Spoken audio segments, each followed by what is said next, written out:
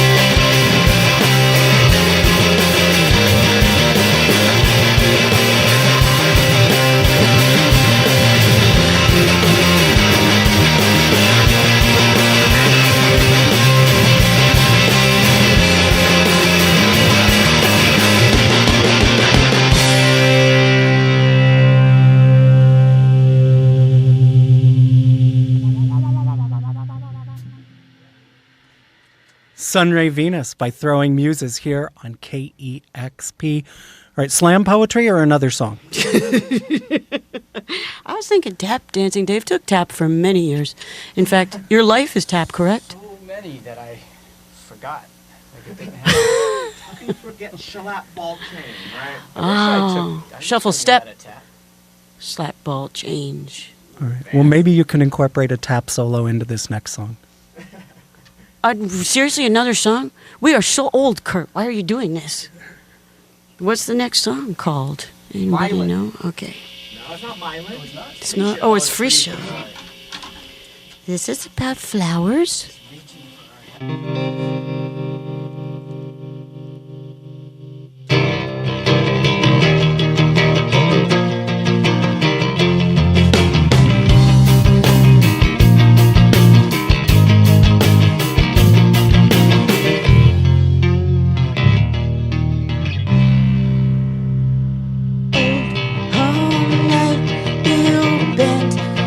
Jackals, I wish you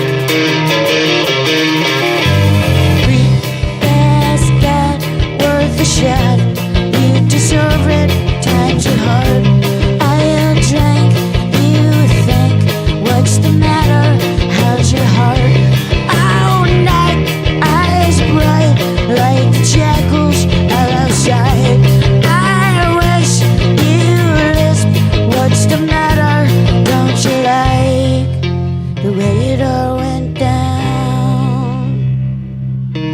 Some sat on the floor, a red and orange doorway. Freesia from the warm home bends down low, and you don't know.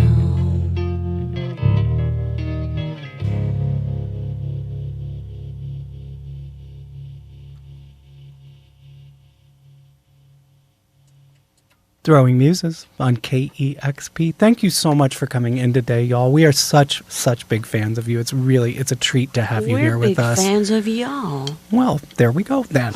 It's love all around. So this is the first new studio album from Throwing Muses in 10 years, Purgatory Paradise. What kind of parameters does it put on the creative process when you haven't made a record together for that long? Did you approach anything differently? We didn't feel out of music. We just felt out of the music business. We kept working. Plus, she writes constantly. Absolutely. So Yeah. it wasn't really a break for her as much as it was for us. We played shows. Although not even as much for you, because you just did a 50-foot wave record. Yeah. So, But we did have a bazillion songs that we had to cut down to half a bazillion. And I ended up recording about 70. Wow. Well, I wanted, this is going to sound stupid, I wanted human feel, like that nice Velvet Underground looseness for this material. And so I recorded my parts first to make it really hard for them. Ah. So by the time they played on it, I had cut it down to maybe 50 songs, and then we cut it down to 30, whatever. Okay. And it sounds like a human. I mean, it feels like a human, right? It feels very human. I What do you mean by that? It's deeply flawed. Thank you. No, that's what we were going for. Well, I read somewhere that if you guys, somebody said that if you got a perfect take, you threw it out. Yo, yeah. It doesn't feel good. It feels like robots. Perfection's an unnatural state. Recording is an unnatural state. So you need to add atmosphere, and some of that atmosphere is literally breathing. Some of it is the room, miking the room, so that there's an impression of the space. And some of it is making it sound like sound check. Mm-hmm. Yeah, it's spontaneous. At what point did you know that it was going to be, that the record was actually going to take this form as a book, that it would be available digitally, but that also the record would be presented in this beautiful book? Was that from the inception? Did that develop as the record was forming? My last solo record came out as a book. Right. And I liked that you could just hand it to somebody and it wouldn't, make them angry. I don't think you should talk about music the way we don't talk about like politics and religion. Nobody wants your soundtrack forced on them, but a book is different. You can hand it to them and it's a gift. And that's what we wanted to be doing all along, just handing a gift and not being attached, just walking away. I don't know if it was a plan, but that's mostly because we don't plan things because we're kind of dumb. Yeah, in my memory, I think, like you said, it was what you had done on your last solo, but I don't think it became the idea until we were at least halfway through the process of recording this. But when it became clear that the music was about our small island and our big planet, which is really what engages us in life, and probably everyone, but we literally live on an island and we literally travel around the planet. Then Dave, who is a graphic designer, realized that we had the images to back that up. And the last piece of the puzzle was me having to write a book that reflected all the ins and outs of this music. And my initial response was, no. I was going to say, it's revealing stuff about the songs. That's dicey. Well, I can't. I can't step inside a song and reveal any more than it already has done. That's like saying, explain this human. You don't do it. They walk into the room and they are, and then they walk into the room and they are different. But I can sit in the atmosphere of a song and tell a story. So I did that, which is not as much a cop-out as much as it is complimentary to the record. Sure. But also, it's a cop-out. Your words, not mine. Were you responding to one another? Were you designing things and then sharing them with Kristen and you were writing? Or Yeah, well, I mean, to what she just said, we got a page count first. Okay. And so I was told it was 60 some odd pages, and then she sent me all the essays. And I thought, oh, okay, so really it's just going to be a title page, a cover, and maybe there'll be a spread or something. And I sent it back to her, and she said, no, I don't want people to actually see the words. Like, I want, like, can you, she didn't want to obscure them, but we wanted to find like a kind of a middle ground. So the pages looked pretty, but it didn't seem as much like a book of essays. And together we So- identified like thematic currents, like Yeah. Blue versus gold, like blue on the outside and gold on the inside. And we collected our photographs from tours from way back to recent ones, and there are never any literal. There's never any literal layering, but there are related images, and some of them we shifted to different pages, but the pictures weren't totally random. There's a lot of, it's a balancing act too. Our pet name for Purgatory Paradise was Precious Pretentious because we're so obsessed with what we do. And we have apologized for it forever, since we were 14 years old, and we just stopped like that. We just are not going to apologize for it nor anymore. should you. But you do have to balance, like some of my essays verge on prose poetry, and you wouldn't talk that way to somebody, so I had to put a tour story that was real goofy right next to those, just to make sure nobody got turned off. We turn enough people off by accident. You want to do it on purpose. Pshaw. Can we hear another song? I think so. That would be... Oh, this is the one I didn't say the title correctly before, even though it sure looked like I was saying it correctly. This is Milan? You can call it Milan if you want. Lots of Italian people do. But it was written in my neighborhood in New Orleans, which is pronounced Milan. It's spelled Milan.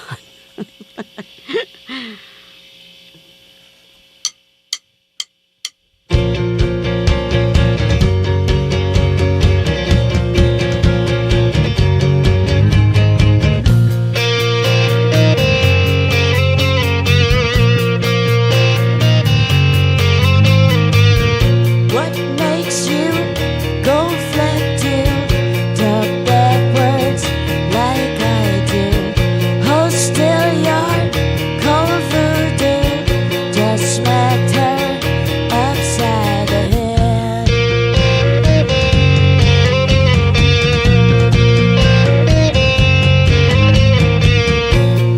Blood squeezed through your veins here where memories as false pain. Who bid out Daniel to press our baptize the dead?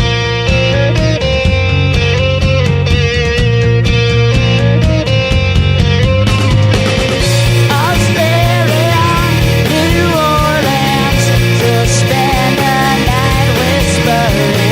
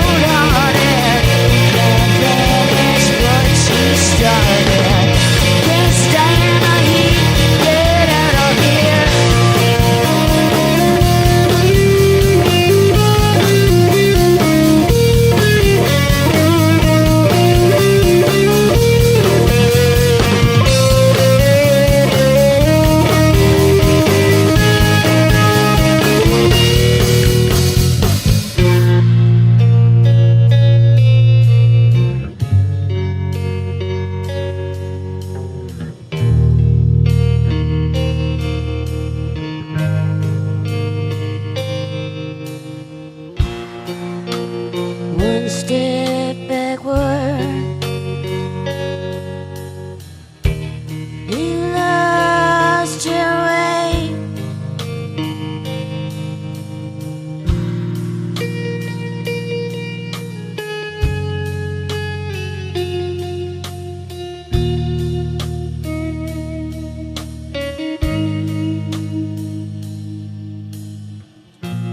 Your haunted virtue.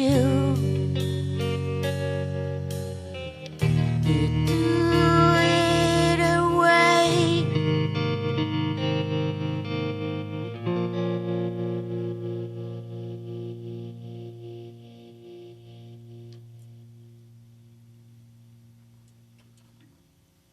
From the new album Purgatory Paradise, that's Milan by Throwin' Muses here on KEXP Seattle. All right, well, Kristen is changing guitars. I have a question for you, Dave, because we were talking about balancing the imagery and the text in the book, which begs the question, were there any moments of like crazy David Carson, ray gun, almost illegible design, or did you keep that in check? We kept that in check. I think when I got the first, the story I just told, when I sent them to her as pages with just text. Right. In that conversation, we decided, let's not make it look like a book of essays, but let's not obscure them so that it's just kind of, I'm a big David Carson fan, but just so that it's not annoying, you know. So yeah, we kind of sorted that out in the first conversation. Very quickly. Yeah. I believe you have one more song prepared for us. We do, actually. It's called Static. You're so fired.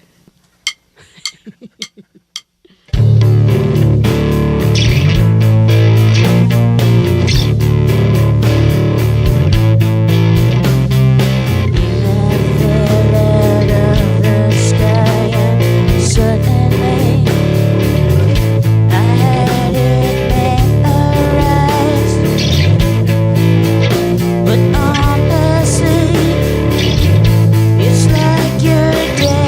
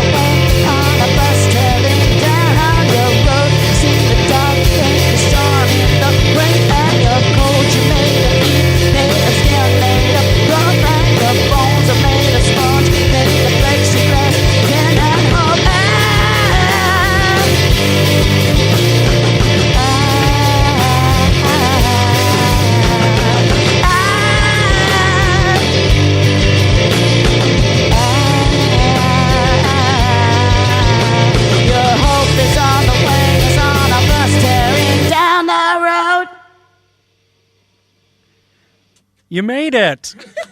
Static by Throwing Muses here on KEXP.